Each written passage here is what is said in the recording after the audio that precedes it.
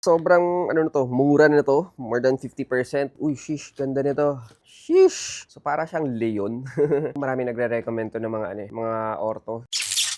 Geeks, marami tayong dumating na mga stocks ngayon, pero unahin muna natin tong mga Hokas natin. Kasi yung mga Hokas natin, bago mag number 1 yung ibang mga running shoes. Ito yung number 1 na running shoes before, kasi sobrang lambot nito, sobrang stylish, and syempre guys, sobrang tibay. Alright, unahin natin to. This one is the Rincon 3 ng Hoka. Ganda ng colorway niya, oh. Sheesh, ganda. Parang sunset. Tapos ang ating midsole naman is medyo blue tayo or parang baby blue. So guys, below SRP tayo dito. Napakaangas guys. 4,995 pesos. Yung mga Hokas natin, sobrang mamahal na to ah. Nagulat din ako unang tingin ko nung hindi ko pa to kilala. Parang nasa 9,000, 10,000 pesos yung mga presyuhan niya. Pero sa atin guys, 4,995 na lang yung ganito. So meron tayo another colorway ng Hoka Rincon 4 naman dito. This is the Stardust naman. Sheesh! So ito guys, wala lang akong size. 4,995 tayo sa ganitong model naman natin. Gusto ko yung ganitong kulay. Medyo grayish tayo. Tapos nandun tayo sa lighter side of the spectrum. Pero napakaangas. Guys, sobrang gaan ng mga Hokas natin. And also, sobrang lambot. Pati mga midsole. Wala lang akong size ito. Gusto ko itong i-on fit. Pero grabe. Sheesh na sheesh yung mga Hoka natin. Alright, another Hoka Rincon 3 tayo. Ito mga pambabae naman. This one is 4,595. Uy, sheesh. Ganda nito. Grabe. So, ganito yung kulay naman natin. So, para siyang leon.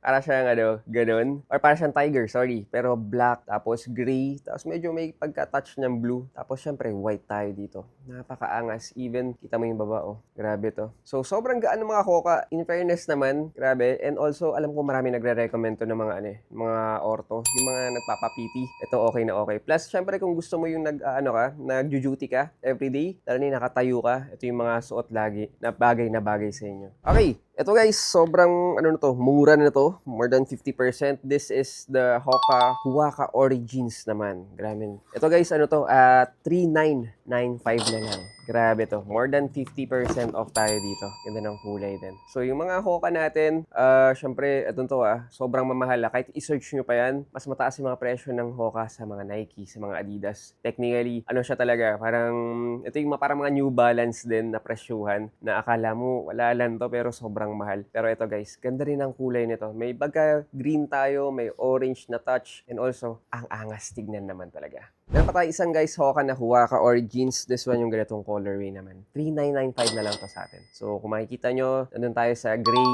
nasa white tayo. Tapos meron tayong touch ng pastel na green. Yung green na alam mong maganda na green. So, ang linis nitong tignan as in. So, ito yung mga hindi dumihin masyado. Pero, grabe, sobrang gaan ng Hoka. Taka sobrang lambot nito. 3,995 na lang to guys Sobrang mura na yan. Alright, next up naman. This is the Hoka Arahi 7. Ganda ng kulay nito. As in, grabe yung colorway nito. Oh. So, 4,795 tayo sa ganito. As in, ang ganda. White, tapos may red, may blue. Meron touch tayo ng yellow na pastel din. Tapos medyo green-yellow din. Ganda. Even yung insole, panalong-panalo. Sobrang linis nito. Grabe. Guys, sobrang below SRP tayo dito Sobrang bagsak presyo to. Syempre, legit at original. Alright, this one naman. Ang SRP nito is 9,495. Pero guys, binibenta na lang natin to guys na mga 4,595 na lang natin to binibenta. This one guys, yung Challenger all-terrain natin na wide na shoes. Ito pang wide fit naman yung mga ganito. Ganda rin ang kulay. So, kita mo naman, medyo purple tayo, blue. Tapos, syempre, meron tayong parang